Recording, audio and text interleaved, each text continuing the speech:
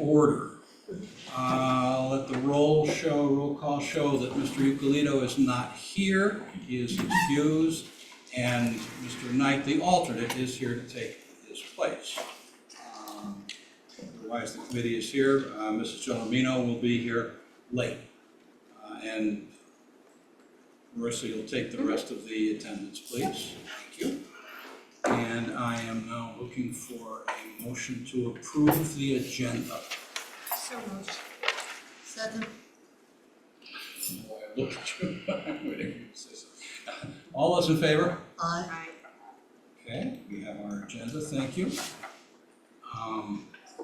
The minutes. So moved. Second. Anyone find anything we should take note of? Otherwise, I'm going to call for a vote. All those in favor, please say aye. Aye. We have approved our minutes. Josh, is there anyone out there on the computer? I do not see anyone. Okay, and no one here is public, so I guess we're ready to move on to our first item. Item A, state test results and SAT results. This is you. It is, so, thank you. I think I need to begin just by exposing my vulnerability here. I am still a little bit uncertain as to what happens tonight. What we're sharing and what we're. Exactly. Right. Yeah. And John, thank We you have for talked your. about it a lot. Well, so John's email, thank you, was, I thought my interpretation was that as a committee and as a group tonight, the committee would have an opportunity to ask questions that they would like answered at the full board meeting, is that? Right, and to look at the way you intend to present things before the whole board and have a Correct. chance to maybe Yes, say something about that too, if there's something here that we want right, more I of or thought less this was of. kind of like a planning session, is that Right. correct? Right, Okay. exactly. So let me just tell you what you have in the packet. What we put into the packet is information that, it was really all the information that we had back in August when the scores were still embargoed to share with our administrators. So we had a one full day retreat back in August when we shared this information with our building leaders. But at that point, we were not allowed to release it to you folks, or it had not been released publicly. So what you have in the packet is basically a historical trend dating back, I think I did 10 years. So it goes back to 2014. So you can see by grade level, by district, and then by school. And then the last couple of slides are growth. So what I was thinking, and I do want to point out one thing that I don't, sure, just take these. I do want to point out one thing, and then Laura and Joanne may want to jump in too, because they have data that is specific to their department. So it's okay, go ahead, here. I wanted to point out the column in the first slide, that after the cover slide, where it says district, this column here, 2011, 2012, I stuck that in there very intentionally because I wanted to talk a little bit about the good old days when we administered. CMTs might not have been the good old. Well, they were the good Those old good old days compared to where we are now. True. So, if you look at that column back in 2011, that was the last year that the Connecticut mastery tests were administered. The following year, there were just field tests, so it was almost like a state pilot and no scores were reported. And then the year after that, they started reporting scores for the SBAC. I continue to call it an SBAC because SBA sounds ridiculous to me. But if you take a look at, and that was a district composite score in that column. And I would be happy to pull together a real historical perspective to show you. Back in 2011, we were performing, our kids on average were performing well above the state average on the CMTs. And you will remember that, right? I mean, Yes, I do. yes, and I was having a conversation with a colleague today from another district about the difference in the test instruments. And you folks had an opportunity to look at some of the sample questions on the SBAC a few months back when we were at Ford's that night. The Connecticut Mastery Test, we had educators, teachers, had an opportunity when we got our student reports back, right, Ronnie? We were able to look and see where our kids were having difficulty, and that informed our future instruction and our instructional planning so that we made sure that we were helping our students do better the next time. This test doesn't work that way. We don't have an opportunity to see test examples and what they couldn't do, where they fell down. So it's like, okay, I guess we just keep on keeping on and wait until we do it again next year, right? Am I oversimplifying that? No, you're not, because I was teaching ELA in those days, so I remember using the CMT data all the time and in meetings to change how we were teaching or what we needed to add. And you could see specifically where kids were failing in certain areas at certain skills, and it's harder to.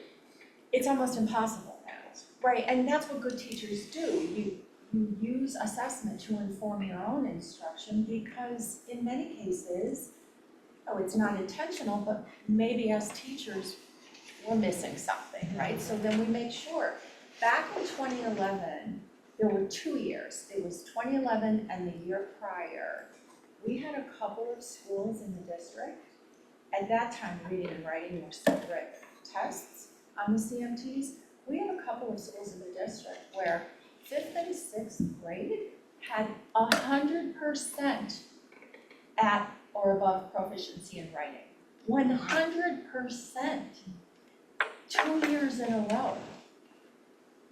And then we moved to this year test. And I don't mean it to make it sound like I'm making excuses because the test got harder.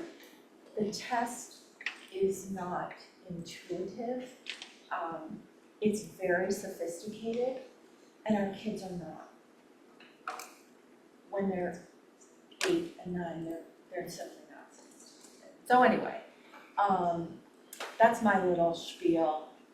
What you have, I didn't do it by cohort. What I just passed out to you is what I've anticipated you'd like to see, where we disaggregate the scores by subgroup, and the subgroups are listed there. So we can demonstrate how each subgroup scored or performed relative to the other.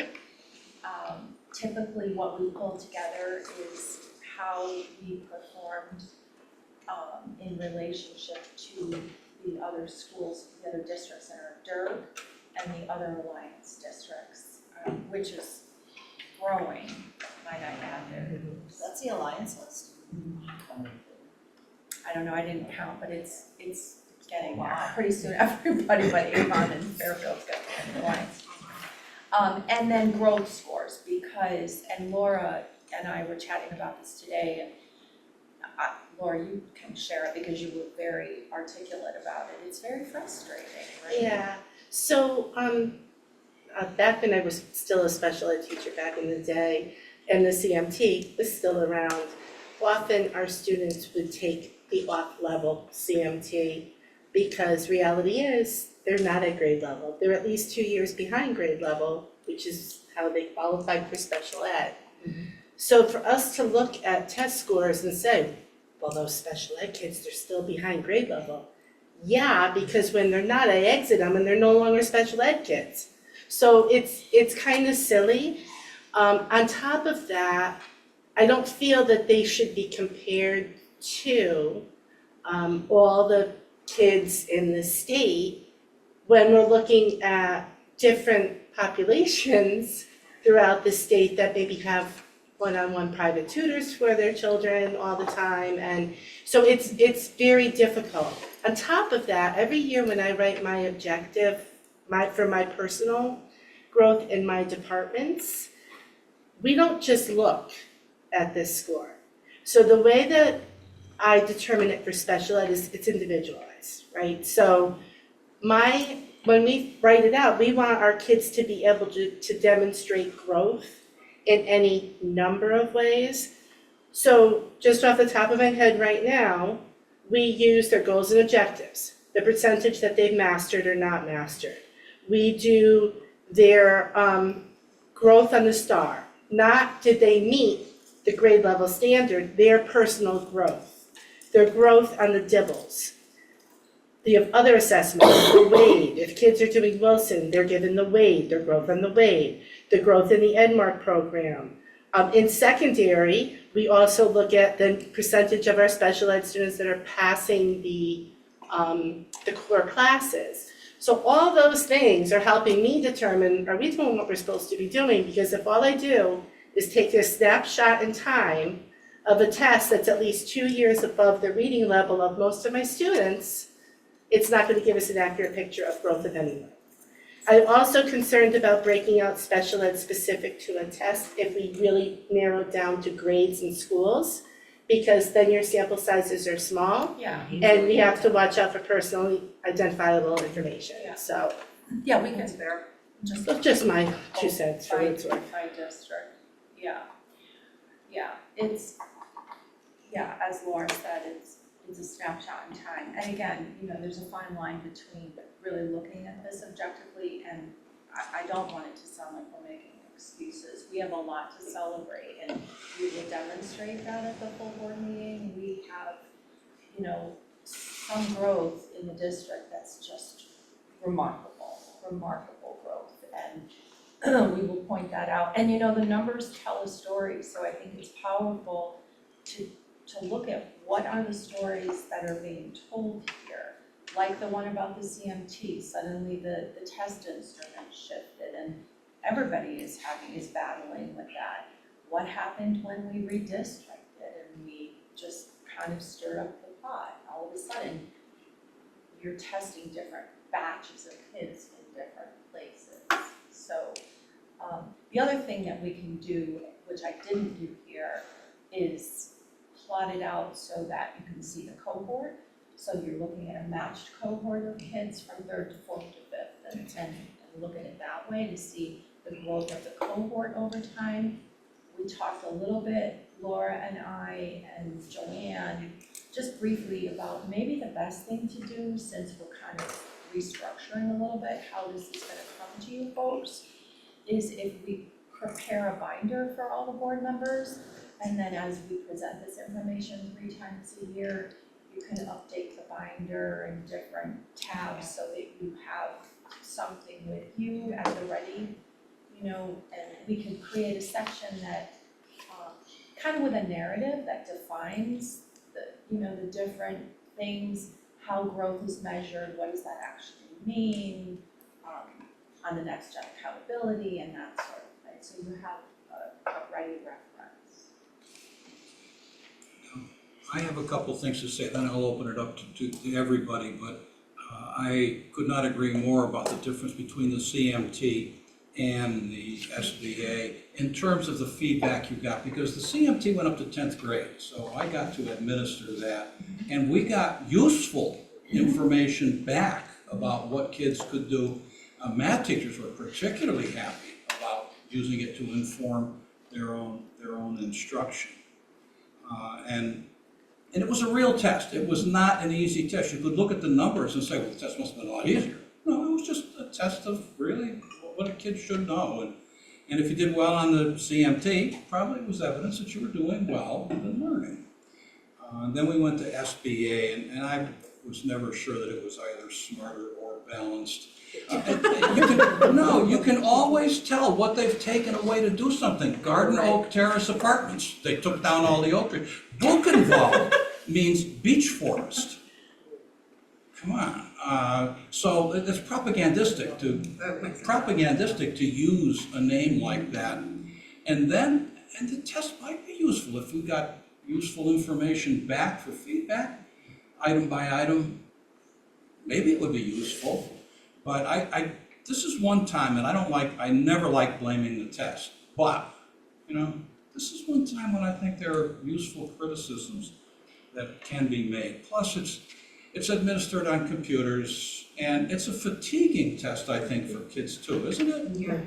CMT was bad enough, but I think this test is just really fatiguing, and good luck trying to make a kid do something that kid doesn't want to do, especially if they don't see what good it's going to do. And they keep sending us back these numbers that get either no better or sometimes even worse, and it's like that thing about the beatings will continue until morale improves. They keep giving us these, no, this is what's happening.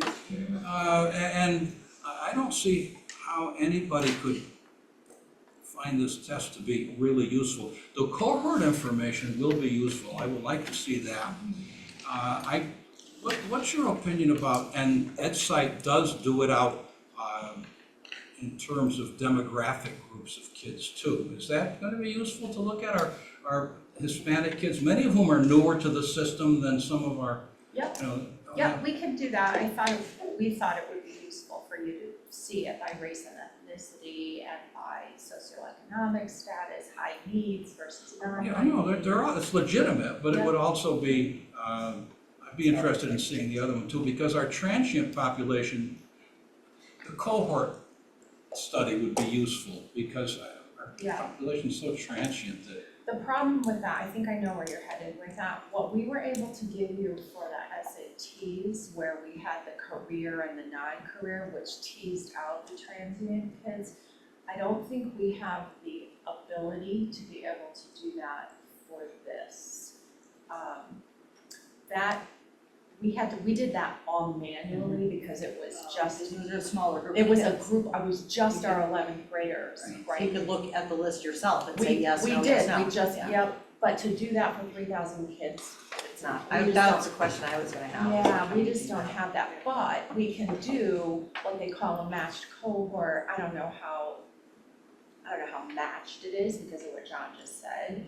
It's technically, last year's third graders, this year's fourth graders to see how the group, but it's not necessarily gonna be the same group of kids. It used to be helpful information, but Well, it's gonna be Still helpful. somewhat helpful to see, the other thing that John, with what you're talking about with the SBA, I'll call it, just like you are, is that I don't even really give any credence to the math scores, because if I'm a kid who is not a real proficient reader, I'm not gonna do well on the math We because. saw those test items. Yeah, so you're not, whereas with the Connecticut Mastery Test, that wasn't the case. You were able to really discern what a child's math ability and fluency was. And in fact, you could even get the materials back themselves, not just the information about how kids have done on a particular item, but you could get a test back if you wanted. And that was really useful. How are you? But, Yeah. okay, anyone else? Who else? Oh, come on. Question was asked Yes, and thank you, answered. Jeff, yes. I have a question. What percentage of the kids don't finish the test? Because it's a timed test, correct? I was reading in some of the other test results, other states, that they found that a lot of these computerized tests, kids would whip through it or they would not finish it. And it was skewing the scores of it. You had the kids who rolled through and got a 31% correct because they literally finished the test in 7 minutes, and they were looking at the test scores and kind of taking out the top 10 and the bottom 10% and looking at the score a little bit differently. I wasn't sure if you'd ever seen that before. Well, I'm gonna put Ronnie on the spot in just a minute. This is an adaptive test, right? So as the children begin to experience difficulty, right, they're done, correct? Yeah. And on the flip side, With the whole test? if the kids are doing well, it keeps going. and And going, getting harder and harder. and going. And talk about being confusing to your bright kids who are usually the first ones Right. done. It's not Like, stopping, how they it's not finish ending. so quick, and I'm sitting there for 3 hours. It's kind of crazy, but Mm-hmm. that's how it works. So that explains that, that's, You end up testing a lot more than just whether or not a student knows how to do things. Yeah, you test their stamina, I mean, it's a very stressful time. Very stressful. It is, and your perfectionist kids will take the test forever, it takes forever, because they wanna do really well, so they really spend a lot of time on it, and then it just gets harder, and they keep doing it.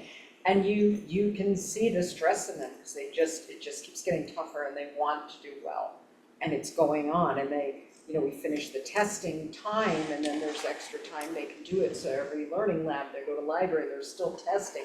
You can see it, it's tough. But It's we've very also looked stressful. at some of the kids, Jeff, like to your point about just a few minutes. We've had kids that are like, this thing again? All right, you know what, it's too hard, I'm not even gonna do it. And then you're looking and their score dropped like 20 points from the last time they took it. Yeah, but look at the time, they finished the entire test in 7 minutes. So it was just like, I'm Yeah, not doing 'cause it. they're just Boom, boom, boom, communicating boom, like, boom, wow. that's it. We have a lot of kids that do that with the STAR, because the STAR, they'll just, especially our high school kids who think it's a joke, and we are testing those kids to death when you think about the AP test and the ECE test and the SATs and the PSATs and the this and the that, and the other test, and then we give them the STAR, especially if they're 11th or 12th grade, and they're like, yeah, no, this is a joke. And at the high school level, the SAT was never designed for every kid to take it. The SAT was designed to test for aptitude for kids who were going on to college. So for us to tell every kid, you're gonna take the SAT, well, okay, even though they've changed the SAT a lot, and that's maybe a test that hasn't gotten better either. But Well, right, because now it's the state's 11th grade assessment, so every 11th grade takes it, regardless of what their future path desires. And in some cases, the scores don't really mean anything, because when I took my SATs, because people with disabilities, there was, it wasn't timed, so we had like 2 full days to do this. But when the scores came back, I did, for Schools for the Blind, I did pretty well, but it got lumped in, but the scores got lumped in with everyone else in the country, so I only finished in like the 26% left. Yes. Yeah. So why did the state go to reporting out the growth as far more? Did they realize that there was something really flawed about the test? I think so.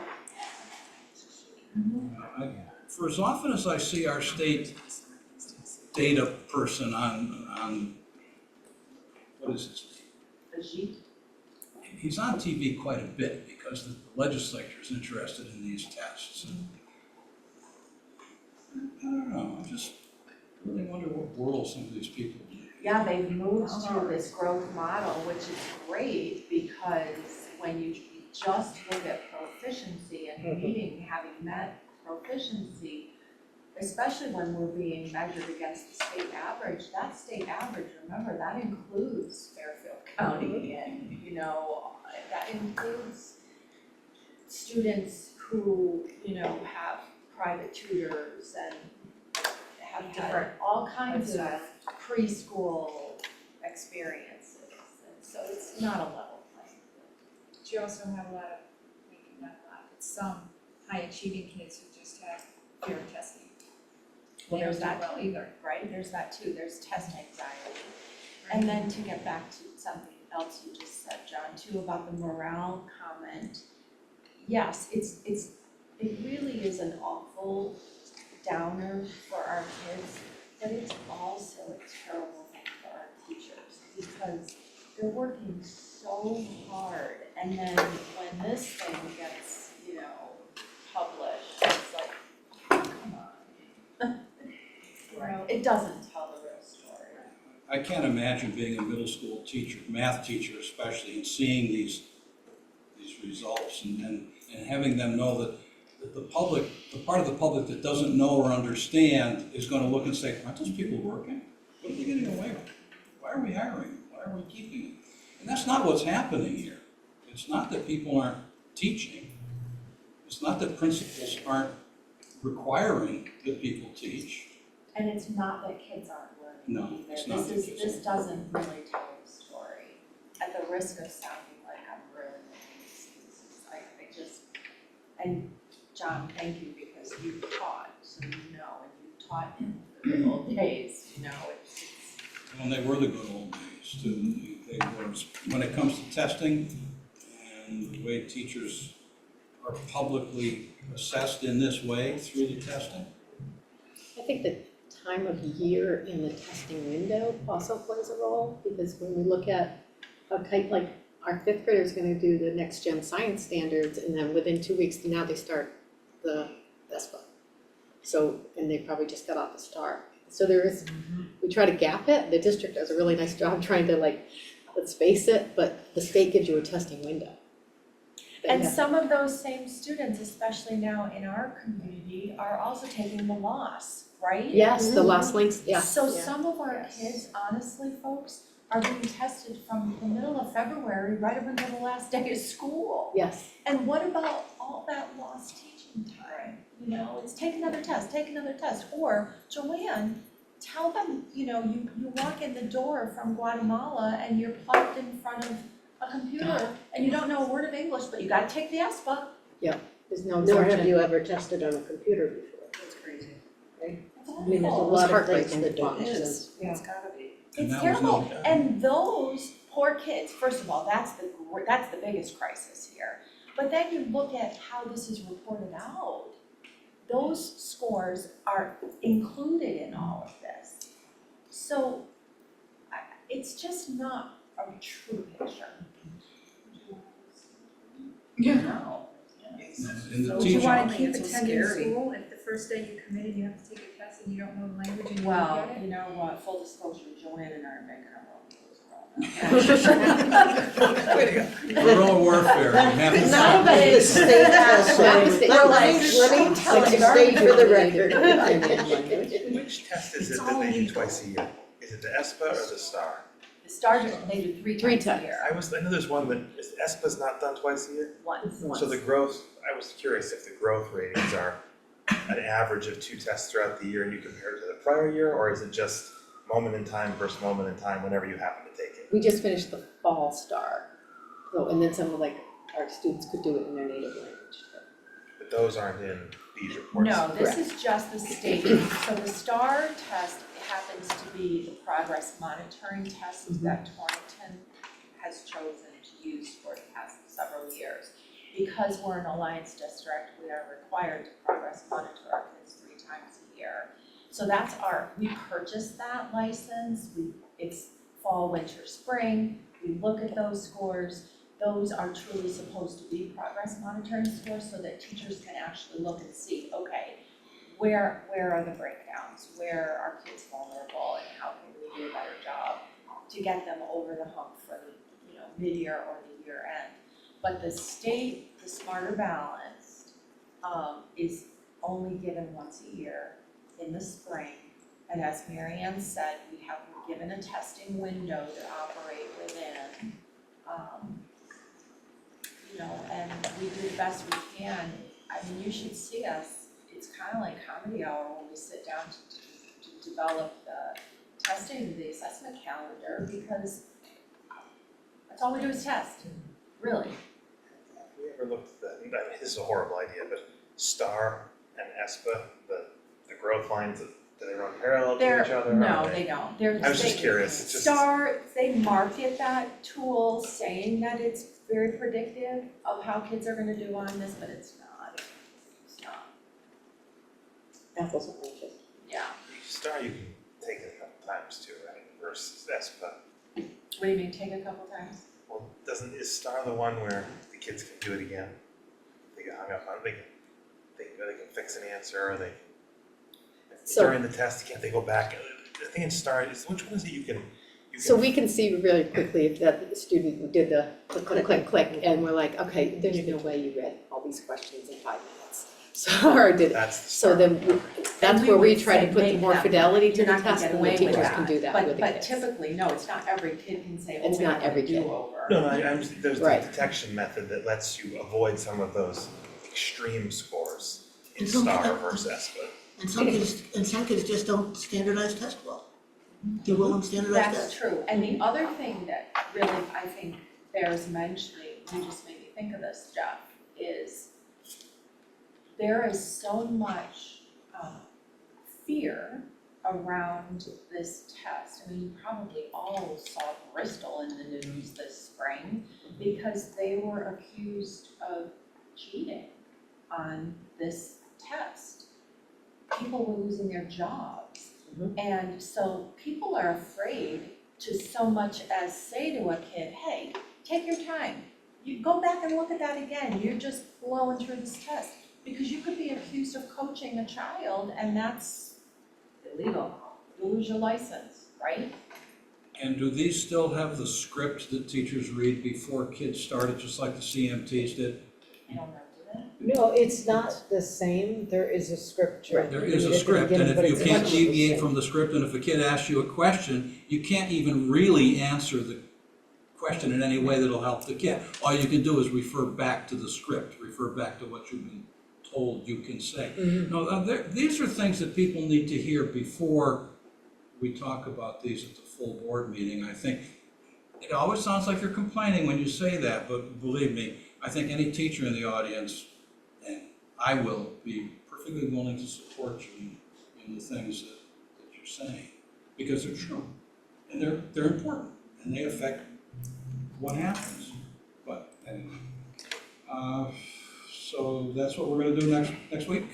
And I think that's why when I started, and I was mentioning those other tests, because when Sue was talking about growth, that's what I look at. So I'm looking like, okay, we are always progress monitoring our kids. Who's growing, who's not growing, what do we need to do, who's stuck on what? I tell my supervisors all the time, the marking period comes and, there's a you, because you haven't even introduced that objective, you need to introduce it. And then if we get to the second quarter, the second trimester, and the kid's not making satisfactory progress, we need to be looking at that. Why isn't he? Is it not an appropriate objective for him? Is it because of how we're teaching him? What do we need to do? So that growth piece is important. So if we're gonna break it down by special ed, I would just like part of what I do, to just kind of give you a sampling of some of the other things we look at. Because I know right now that my kids are not gonna be in the top 25%, tell you that right now. So, I would like to be able to show, yeah, but my kids are learning, And exactly, teachers know whether or not kids are learning, principals know whether or not kids are learning. We don't need a state test to tell us that.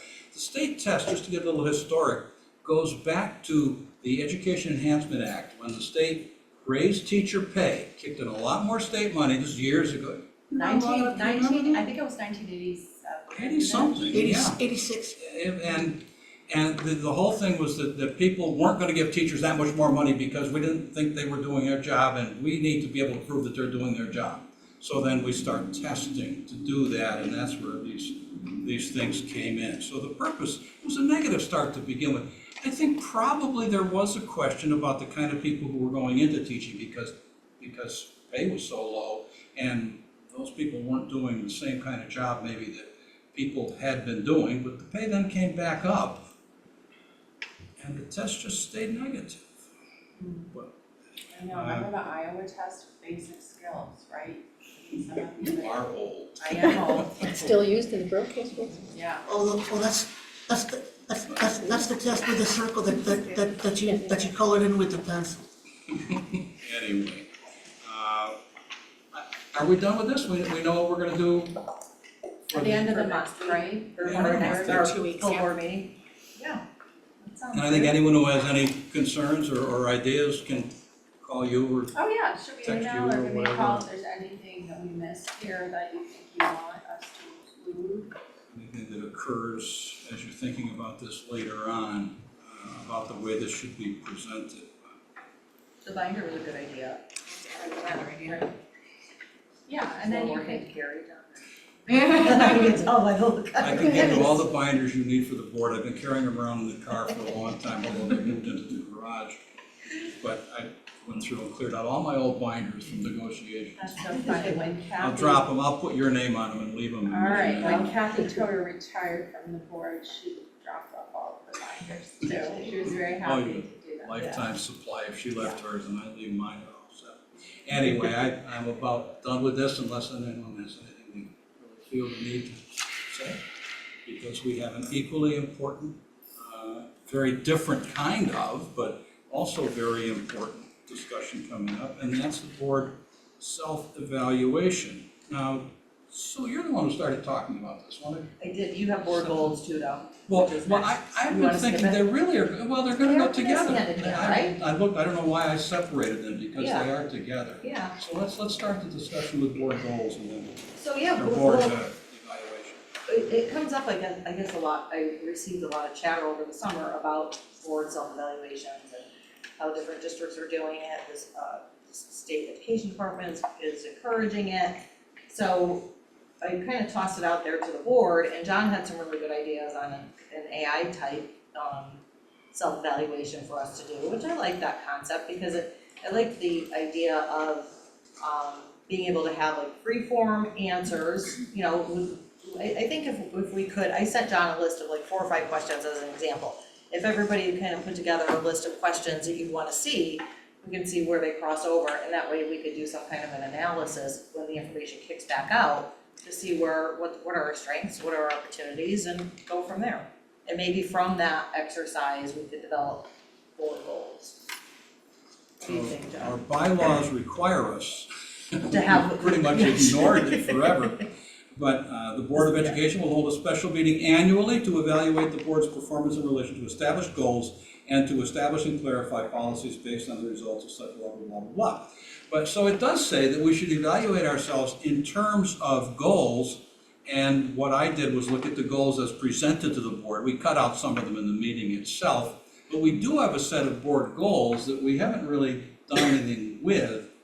In the past, we've taken those goals and assigned them out to the committees, the responsibility of various committees or the whole board.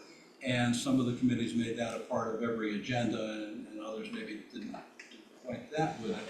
So that would be one way to approach the evaluation, is to take those goals and to evaluate ourselves on that. But we adopted those only in April. It wasn't that long, that soon It that was we the did April that, meeting. yeah. I So dug can around we looking. keep the board goals and just focus on? It's why we're talking Gotcha. about them at the same time, it's why I jumped ahead to evaluation. Okay. Because I think if we decide now, we recommend to the board, to the full board, that we keep the same goals and set up some process where we do basically it would be a midterm evaluation, self-evaluation of the board based on how we're doing on those goals. Although, do you have that list of questions that you had? Because it doesn't say we couldn't do those too. Yeah, that would be part of like a, part of the self-evaluation. I thought that was a good list, and there are only, what, 4 or 5? Yeah, maybe? Sure. So that, yeah, what key accomplishments has the board achieved over the past year? What are 2 to 3 things we did well recently? What are 2 to 3 areas of opportunity? To what extent are board members open and honest with each other, and how does the group handle any conflicts? 5 questions that are important. Right, They're yeah. important to the way a board is run. So if we look at that and then combine it with our goals, then, and if anybody has, I really encourage everybody, if you want, I don't know if you wanna be the gatekeeper of the questions. Right, People and then have I'll get in questions. touch with you, once I give everyone a week or so to say what they want to say. Yeah. And then I'll develop an instrument, and you and I can talk about it. The whole board will have to Be adopt involved it, anyway, so it's not like sure. anyone's gonna ram anything Right, down anyone's throat. yeah, we definitely all would have to agree on the questions, so keep that in mind if you guys come up with anything. Let's filter everything through John, and then we can, But how does Do that our- idea of going item by item and then feeding them to one of the AI processes? Just the 10 people, just the 10 people's responses, or are you gonna broaden that? we'll start with ourselves, because This it's is a a board. self-evaluation. Board self-evaluation. So we'll Board just, self-evaluation. I don't know how valuable the AI response will be with only 10 responses, but Well, and that will be something that tells us something, because if that doesn't work, we'll obviously have to think of some other way to analyze the data we The get. output, right? But I'm thinking that AI is a place to start, like the Amazon reviews. They give you Right. the AI coverage of that, and then you go down and look at the individual things and say, well, where's AI get this? And should I really spend my $100 on this or not? So, I was just gonna say John runs fast meetings. Yeah, John runs fast meetings. right. well, there's nothing wrong with the fast. No, not at all. You should have seen the school improvement committee meetings, well, 12 years ago by now. You may remember the dark old days when, I'm not gonna say who it was, but we ended up with, Ellen knows whoever you're talking about. we ended up with people hiring lawyers over the way one of those, yeah, you know the meeting I'm talking about. It was, those meetings were just philosophical argument and chest pounding and flagellation and things like that. I'll tell you. No, All I right, was, so that sounds like a plan then. So you want questions submitted, Yeah. within what time frame? well, yeah, anything you have that think, in addition to the goals and to what Sue said, because I think those are pretty good. They are, yeah. If you get them to me, then I'll look at them and maybe some of them could be put together and others can be just thrown out, or we'll talk about it. Sue and I will talk about it and bring it to the whole board, and with any luck, we'll be able to get you something before that meeting to look at, because getting it at the meeting. It's not helpful. Yeah, no, that's not helpful. So, anyone? Anyone who's not a board member have anything to say? Are we gonna do a good job of this? It's a self-evaluation, so. And then maybe we'll share all the questions with you guys. That would be, I think we should do that. That'd be After we transparent. talk. I was just gonna, Let's I share was it with- wondering, I understand it's self-evaluation, Yeah, but would you ever want to like put out a survey? Just to Yeah. get input, like you were talking about, like how are you perceived or whatever. right. Well, if it's just the 10 of you, then how do you really know how you're perceived? Exactly. No, I Just, think that, you yeah. know, so just wondering, I know it's helpful to me Mhm. if I create surveys like for my staff after I do PD. Right, Like, was this helpful, was it not, you Right. know? yeah, I think that's a good idea for, once we do a self-eval and gather the information, and then even in the, we do have to do a, kind of like a board retreat. Anyway, so at that point, either tweak the questions or come up with a way to send it out to our, We'll figure it out, we have 3 weeks to do that. Okay. Well, 2 weeks if we want to get it out early, a couple weeks. So if anyone wants to say anything, it has to be within a week, because we'll have to start working on it right, give us by some that time. time. Okay, now, we're gonna be able to finish early tonight? Okay. Because I think the policy agenda says after this meeting, Meeting, right? Does, yeah. Yes, Oh, I love that. I know, you can Google it. Actually says 6 p.m. Or immediately Yeah. following. Yeah. So anyway, the agenda got buried someplace, but, Topics for future. Reports or proposals. Topics for future meetings. Oh, sorry. There was the Yeah. idea No. of maybe, and you're gonna have something next month too, the curriculum, I added- textbook adoption. I added this, yes, just for You your. put it, I saw you put it in the future thing, so that'll be next month. You If intend you to- guys are okay with that, yeah. Right. It's not really. That's what we're supposed to. It's not really a new course proposal. We have a construction technology course in our program of studies, but it's going to be run in a vastly different way now, right? Because it's Yeah. not really woodworking Right, anymore. yeah. So I think maybe it's worth bringing a revised perhaps course proposal forward. And then we've also looked at some textbooks, and I have a couple samples to share that I think you guys would be pretty excited about, because it checks all the boxes for, you know, what I think our building committee particularly is.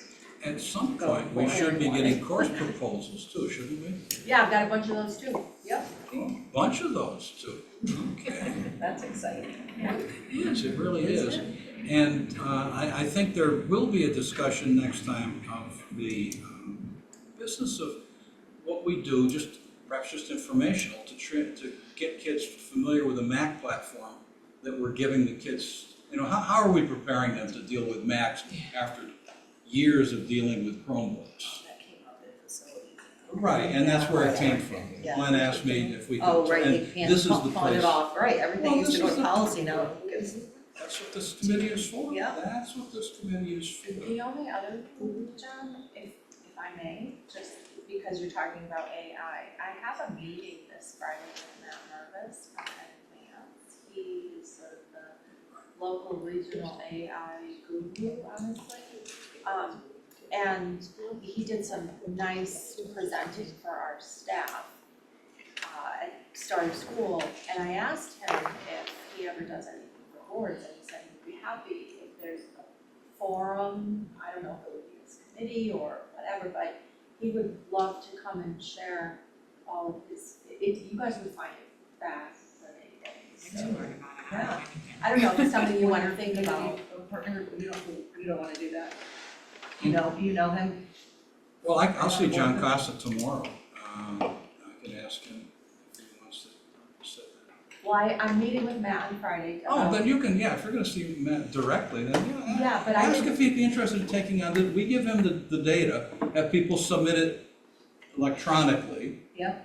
And then he could feed it to, I'm sure he'd be happy to do that, but I guess the question is, is this board or any committee or interested in a a presentation. presentation on the latest and greatest in AI and how it's impacting public schools? Facilities and technology would Oh, be, that's a good idea. I want just to, maybe at our retreat, retreat would be an excellent place for something like right? that too. His presentation at the district-wide PD was eye-opening. It really was. His presentation at the district-wide PD was very eye-opening and very helpful. Okay, okay, Madam Chairman, that would be your department, So, board retreat. yeah, so if you could mention to him that we would like to have him come for something like that, we have to coordinate when we're gonna do it and where and all that. Yeah, and you just have to let me know like how much time you wanted to devote to it, like how long did he speak to us, do you remember? Well, It was he like- did it was the two, he like did it to 90 just admins and then he did the morning or the He afternoon. talked for like 90 minutes, I mean, Yeah. with a smaller group, you don't have to. The advanced people have no trouble And- talking. He's, You would be on the edge of your seat the entire 90 minutes. It was that interesting. He's, Yeah, yes, that's he's a great, very good presenter. people And emailed me saying, please bring him back. Yeah. Oh, wow. Yeah. And that would fit the bylaws because they talk about having the evaluation at Our retreat, a retreat. Yeah, so Basically, we'll they be- don't say that was the word, but, it's recommended, so we yeah. could do this professional development, so to speak, and at the same time, discuss whatever the results of our self-evaluation. I like that. Perfect. Now, future meetings, just to announce it rather than just have it, I don't have a December meeting planned because the idea of having both K through 3 schools at the same time, both 4 or 5 schools is a good one, and that would give us the chance to, unless there's some reason that comes up between now and then, to not have a December meeting. So that's why the December meeting doesn't show up on the agenda. I think, and we always get school visits and school reports, and Kristen, if you would take Torrington School and set up a tour, and I will take Vogel Wetmore. Sure. We'd stay in our own neighborhoods, and then, Sure. okay? On liaison. And that's for Torrington. November. That's for November, that's the next meeting, is the Which school are we K-3 meeting schools. at? Well, that's a question. It says here, Vogel. This- I'm sorry, it says Vogel. We're set up here, I'm just gonna put in a plug for IT. I think it's probably easier to stay in one place, but yeah. Josh, am I right? Right. Like, It doesn't make a difference to me. And this room works You can say well. it, it's hard. I think, Josh, it's okay, where would you prefer? It wanna really, make your it really doesn't make a dad, difference. make your dad move up here, or have him stay down in his own school? this is an easier, it's more accessible to. Yeah. Okay. So Easier I'm to gonna get in and. Okay, so I'm put in gonna switch it. Torringford, put Torringford School, unless there's some reason not to. So if you would just check to make sure the availability of this Okay, school for that night works, then we will do that. that's November That says sixth, joint meetings. right? November 6th. Little Wetmore, I found my agenda. Unless the Little world Wetmore, has come to an Torrington, end. Historical Torrington. You never know, And right? we will have a lot to talk about then, and comments for the good of the order. Great meeting, done very early, John, Well- thank you. Keep up your good mojo, John, under 1 hour meetings, good job, everybody, thank you. Didn't work last time, it did work this time. Thank you, good meeting. Yeah, no, great meeting. I've really been looking at the results of the standardized testing. As John kind of said as well, and I didn't speak to this before, I also don't put a ton of stock in these standardized tests. Even as a parent, I didn't. I have two very different children.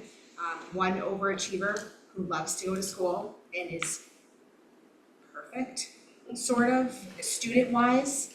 And then I have one who's an average student, hates taking standardized tests, and hates going to school. So I don't think that we can really look at this as, and that's just my two children, how completely different they are. And we have an entire community of children here, and I just don't think it's fair to look at them in this type of data. But I, think that our teachers are doing an excellent job preparing them. Other than that, sorry, I kind of rambled, it was a great meeting. Sorry, John. Nothing? I do have a quick question about that. The Apple computers, I know you were talking about information, and I would have loved to have been at that PD, but parents don't have Apples. They're still working with Chrome, and I have to put it out there, as a parent, it's really difficult to help the kids when we don't have Apples. If You're at the high they need school? help Yeah. on Yeah. them, you're at the high school, right? Yeah. Yeah, so if they need help on a Mac and you don't have a Mac. And I don't know how to use a Mac. They're And different. there's some kids that will ask me, how can I do this? I can't help them. And I have asked when paras are gonna get them, and the answer I have received is not in the near future. So, I mean, I don't know if that's any information that can help us, but Well, I think it's the kinda people who hard. could help I'm have making heard a it, note, is yeah, what it's you're too saying, and I Yeah, think thanks that's. for that information. Yeah. Because if you're at the high school, the teachers at the high school have them, the parents should. teachers have them, kids have them, Yeah. paras do not. That's a really good information, yeah. Thank you. For sharing that. Yeah, I made a note of that, thank you. No, I talked to them, thank you. Great, good job. Thank you. Great meeting, thank you. Very good. I'm just gonna push a plug again to have that AI training because the broad range that Matt was able to cover, people, their baseline knowledge of being like nil to those who had a lot of wealth of knowledge, everybody walked away learning more. He's very good at what he does. Promise. It's been promised. Pinky promise. Promise, I love it. It still makes me. Thank you. Torrington is open for the 6th. Didn't hear a word you said. Torrington is open for the 6th if you want me to book it. Please do, yeah. If you could do that from there, please do it. Yes. Josh, anything? You hardly ever say anything, but nothing. And Hillary, you snuck in during the meeting, anything? Oh, yeah, good, thanks. I'm in for the next meeting. Looking for a motion to adjourn. So moved. Second. All those in favor? Aye. We're adjourned a couple minutes early.